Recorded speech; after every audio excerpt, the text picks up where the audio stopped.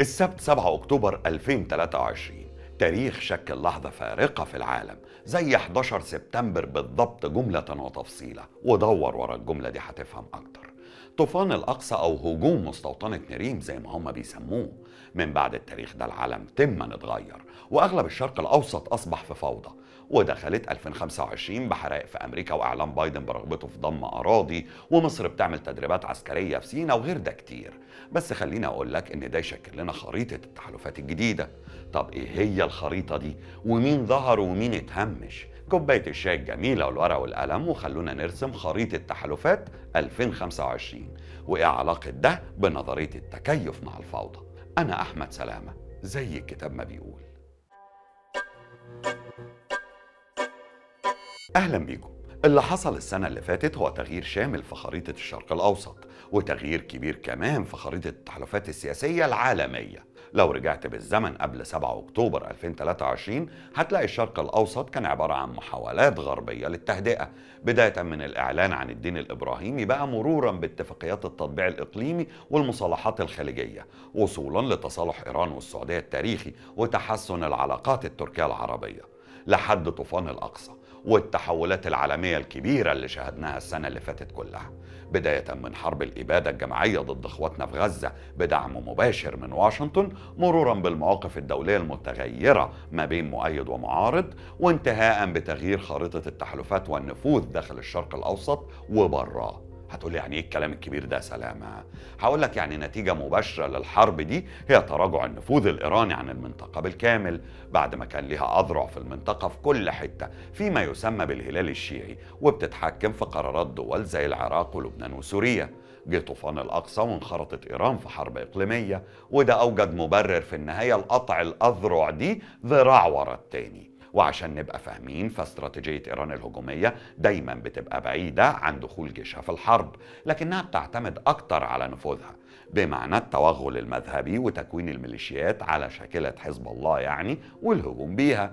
ونفوذ إيران خلال الحرب دي كان التحالف مع حماس ودعمها، وبالميليشيات اللي هي حزب الله في لبنان والحوثيين في اليمن، بالإضافة للنظام السوري بالكامل بقيادة بشار الأسد. لكن اللي حصل هو إقصاء الأذرع دي تماما من المنطقة، بداية من اغتيال الرئيس الإيراني السابق إبراهيم رئيسي، ثم كسر شوكة حزب الله في لبنان وفي سوريا، الأمر اللي أدى لإسقاط النظام السوري بالكامل. حد يسألني ويقول لي إزاي؟ هقول لك إن حزب الله كان طرف في معادلة بقاء نظام بشار العلوي في الحكم، ولما انكسر وانسحب أصبح طريق هيئة تحرير الشام اللي هي جبهة النصرة سابقا فاضي، وقدروا إنهم ينهوا نظام استبدادي مذهبي استمر 50 سنة وشوية في أسبوع واحد بس. وخليني أقول لك إن النهاردة أحمد الشرع دخل سوريا دخول الفاتحين، صحيح صرح في أكتر من مناسبة إنه مش جاي عشان يحارب الصهاينة، وصحيح الجولان ضاعت، وصحيح جبل الشيخ بقى تحت سيطرة الصهاينة، لكن في النهاية النظام السوري اتغير،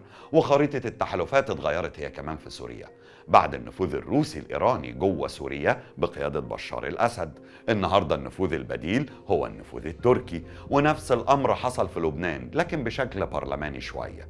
حزب الله كان مسيطر على البرلمان وعلى الانتخابات الرئاسية، مش مسيطر بمعنى بيكسب، لكن بعد ما اكتسب شعبية في حرب 2006 فرض نفسه على البرلمان عن طريق حليفه اللي هو حركة أمل. ومؤخرا من بعد انتهاء ولاية آخر رئيس للبنان في 2022 اللي هو ميشيل عون، حزب الله تمسك بمرشحه سليمان فرنجية، وأفشل 12 جلسة برلمانية لانتخاب رئيس جديد، عشان مش عايز طبعا غير واحد بس من نفس مذهبه.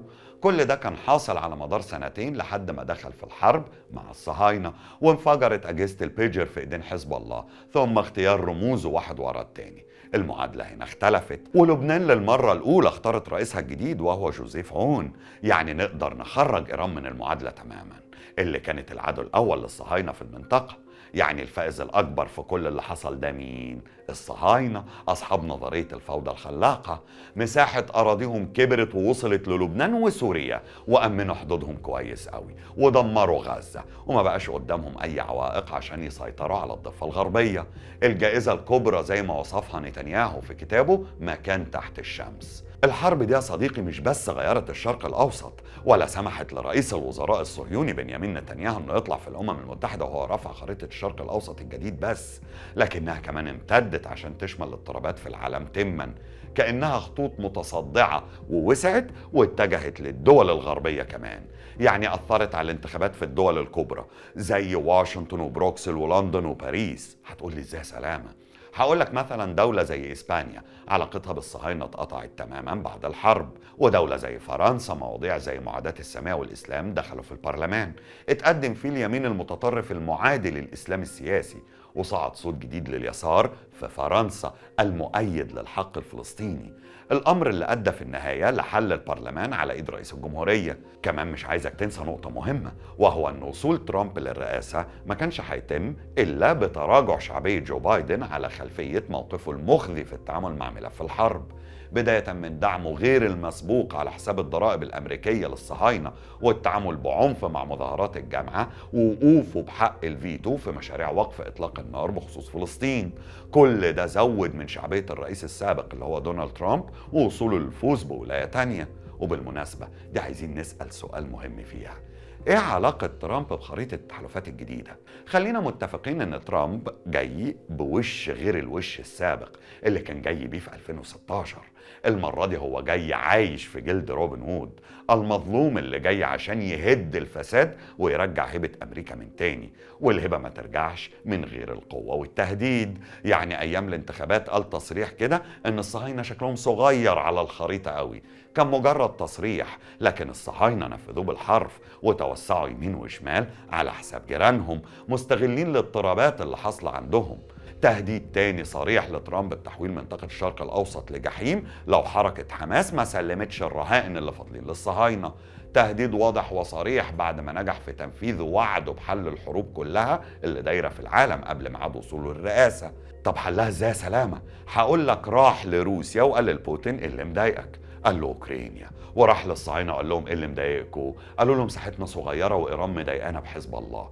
رجع لبوتين وقال له سيب سوريا وارفع ايدك عن بشار وانا هنهي لك حوار اوكرانيا. بوتين نفذ ورفع ايده، والنتيجه الصهاينه خدوا الجولان ودمروا الجيش السوري وخدوا غزه واغتالوا قيادات حزب الله وهمشوا ايران، ونتنياهو اصبح بطل في التاريخ الصهيوني، وتقدر تقول آمن العقاب. وترامب قال للصهاينة جبرت معاك، وقالوا له قال لهم خلاص خلوا أوروبا ترفع إيديها عن أوكرانيا، وقد كان. وبكده ترامب لم الليلة. طب هل اللي حصل ده له تبعيات ولا لأ؟ طبعا ليه تبعات كتيرة جدا.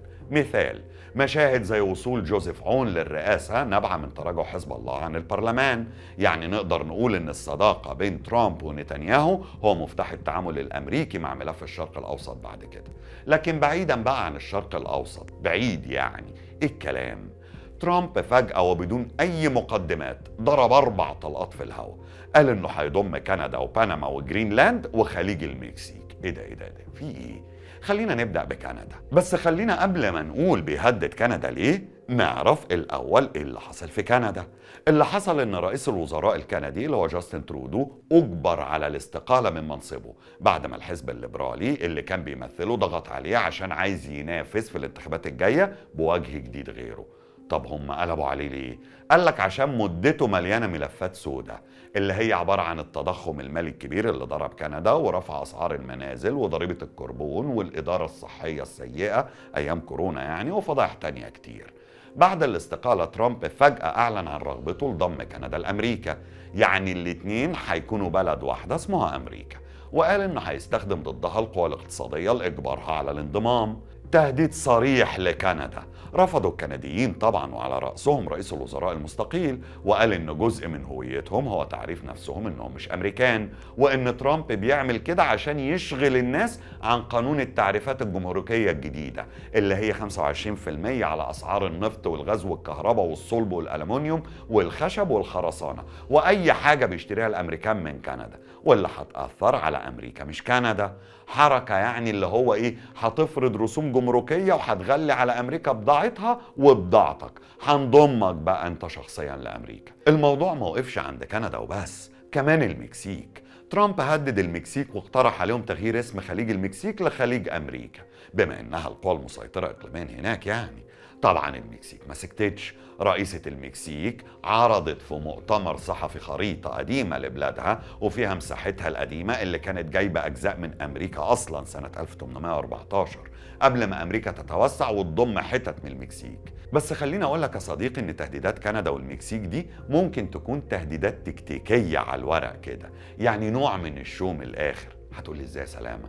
هقول لك مش يمكن الحقيقة ورا كل ده هو خطة من ترامب لفرض رسوم جمركية كبيرة على السلع المكسيكية والكندية كنوع من الضغط عليهم عشان يوقفوا الهجرة غير الشرعية وشحنات الفنتانيل غير القانونية؟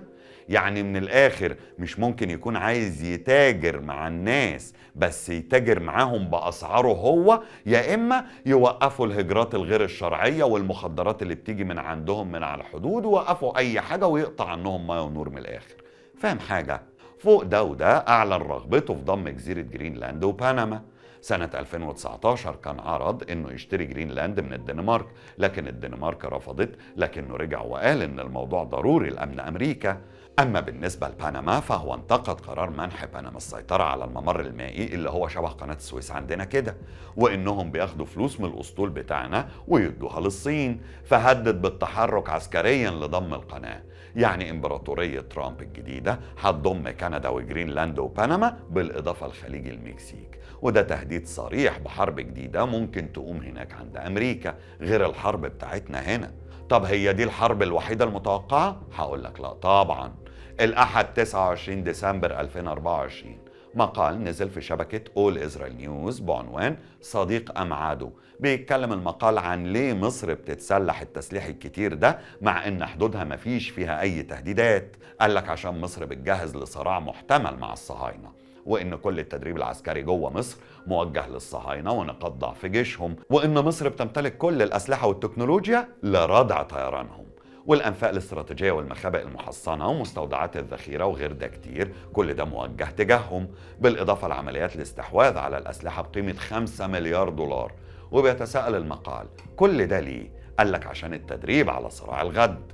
الفكرة مش في المقالة محترم، إعلامهم كله حاليا موجه ناحية مصر، إن مصر خرقت اتفاقية السلام ونشر جنودها في أنحاء سيناء، في حين إن هم اللي خرقوا اتفاقية السلام بتاعت كامب ديفيد بوجودهم في محور فيلادلفيا. وبيقولوا كمان إن مصر بتبني بنية تحتية عسكرية في سيناء ممكن تمنعهم في المستقبل إنهم يتقدموا لو حبوا يحاربونا. أنا ما شفتش بجاحة كده، ولأن الصهاينة مجموعة مختلفة من الأعراق ومحتلين أرض مش أرضهم، فهم ما يسمعوش عن حاجة اسمها عقيدة الأرض أو إن الجيش يكون جزء من الشعب المصري.